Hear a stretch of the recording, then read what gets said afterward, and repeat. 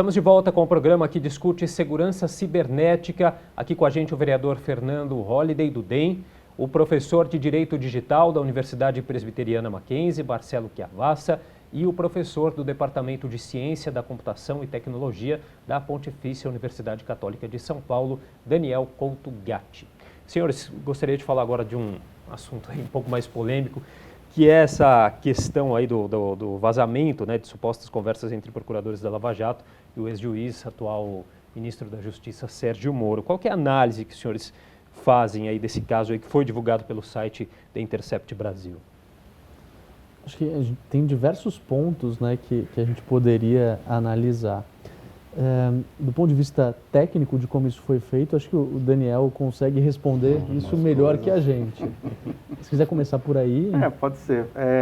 Uma das coisas que tem em qualquer aplicativo, qualquer software que a gente usa, é a questão da autenticação. E hoje em dia, eu tenho, como nós temos múltiplas plataformas, eu quero usar o aplicativo no meu celular, eu quero usar o meu aplicativo no computador, então a mesma coisa que eu estou vendo no computador, eu estou vendo no celular, e hoje em dia eu tenho sistemas à distância, então eu estou vendo no meu computador, no meu celular, no meu computador, e eu estou fazendo uma reunião com alguém que está a milhões de quilômetros de distância, conseguindo ver a mesma coisa que eu estou vendo, né?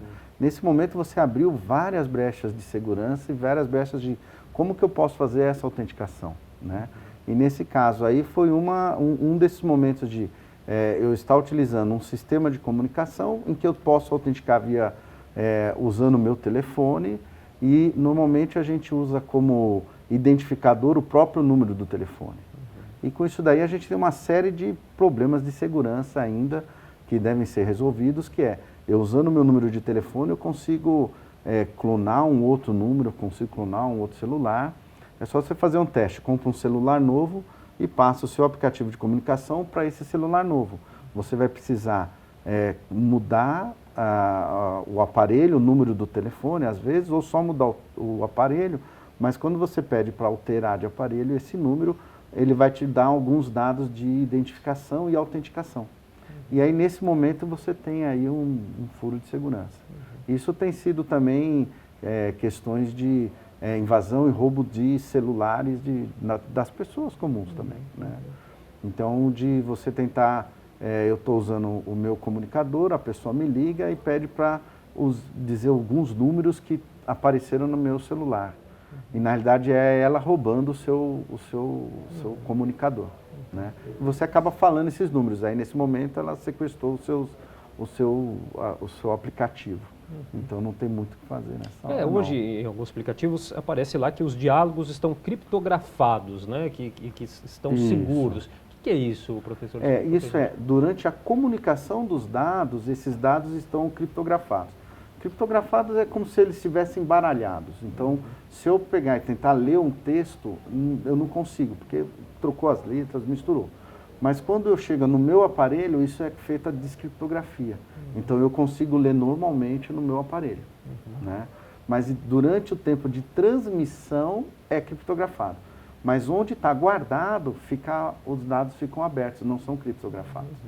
Então a comunicação no meu aparelho não está criptografada. Os dados ali, as mensagens trocadas, não estão criptografadas. Na hora que eu transmito, ele criptografa. Então eu tenho segurança na transmissão. Mas se alguém invadir o meu aparelho, está tudo exposto. Todos os dados estão expostos. As conversas, fotos, tudo.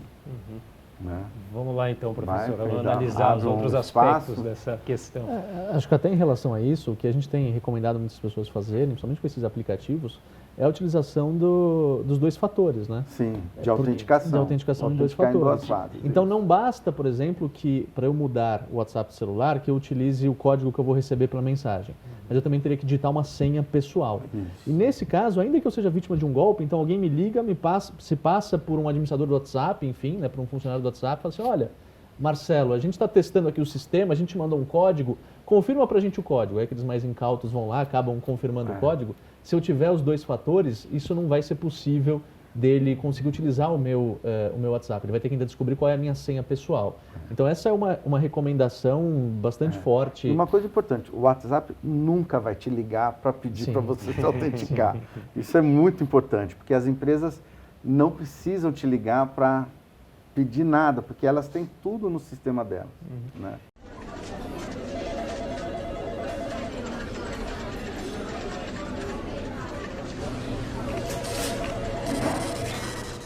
E no aspecto, vamos falar um pouquinho então agora do aspecto jurídico e também nessa questão da divulgação dessas informações. Qual a análise que o senhor faz? Acho que só uma coisa rápida antes disso. Muito se falou, né, da questão da segurança envolvendo o WhatsApp e o Telegram, que o Telegram foi o aplicativo utilizado aí pelas autoridades que acabou tendo problema. E a questão é que o Telegram ele não utiliza a criptografia de ponta a ponta por padrão, né, by default, que a gente fala. O WhatsApp tem. No Telegram, ele só utiliza a criptografia de ponta a ponta, que é aquela em que as comunicações são seguras, quando a gente abre o chat privado. Então, by default, para o usuário padrão, o WhatsApp é mais seguro do que o Telegram. O Telegram só se torna seguro, tal qual o WhatsApp, se a gente utiliza esse chat privado e, enfim, aí a gente consegue controlar melhor as informações, inclusive com autodestruição das mensagens. Ao que parece, não foi isso utilizado por algumas, ao menos, das autoridades aí que acabaram tendo seus dispositivos violados de alguma maneira. Agora, em termos de aspecto jurídico,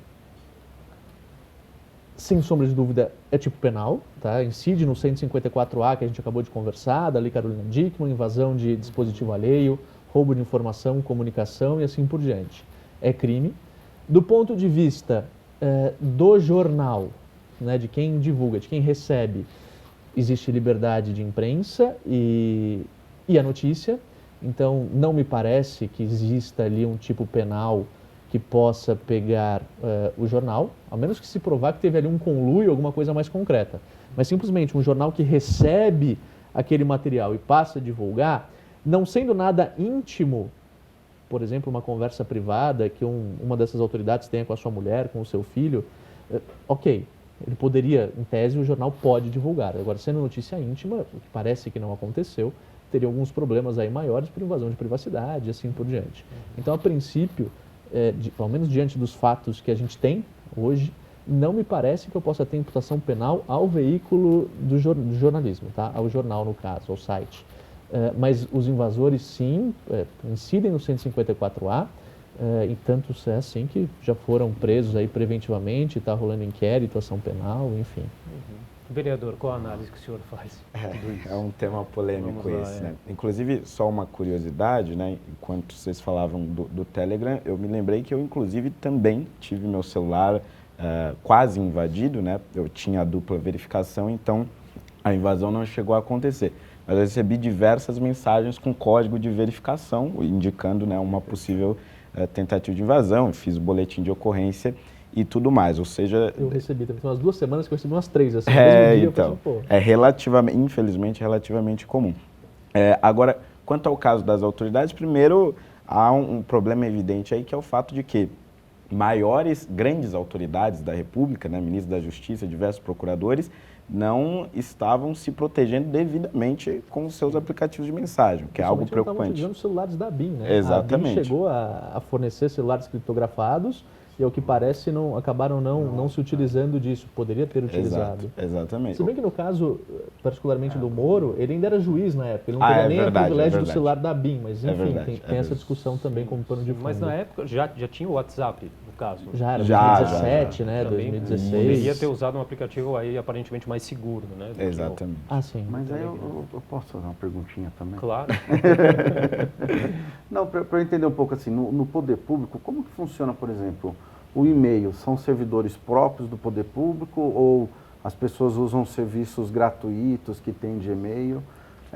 Entre a comunicação, por exemplo, você é um vereador, como que você se comunica com os seus assessores? Quer dizer, você usa um sistema seguro, um sistema interno da casa, ou não, eu uso e-mails que são gratuitos, abertos, ou mesmo o WhatsApp, troca mensagem desse jeito. Como que isso funciona? E aí, existe alguma legislação ou alguma política que deveria... como que eu protejo? Porque uma vez eu visitei uma empresa que estava desenvolvendo um antivírus nacional, né?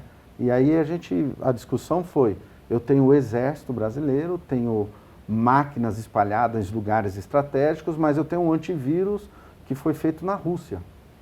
E quer queira, quer não, esse antivírus manda informação da máquina para eles poderem analisar tal. Como que fica a nossa questão da segurança nesse sentido? Eu acho que eu Pergunta, posso... porque eu sou, a minha parte técnica, eu sei como funciona. Eu acho que eu posso emendar até com o caso da Hillary, né, nas eleições americanas de 2016, que uma das acusações era exatamente essa, de que ela estaria utilizando seus e-mails pessoais para trocar mensagens confidenciais ali como ministro de Estado, enfim. Exatamente. Aqui na Câmara Municipal nós temos um servidor próprio com os e-mails próprios e aí documentações envolvendo a Câmara a gente usa esse servidor. Mas eu, por exemplo, que tenho um mandato um pouco mais digital, envolvendo as redes sociais, inevitavelmente eu tenho que usar o WhatsApp, o Facebook para responder demandas da população e até para se comunicar com outras pessoas. Então aí tem essas pequenas diferenças.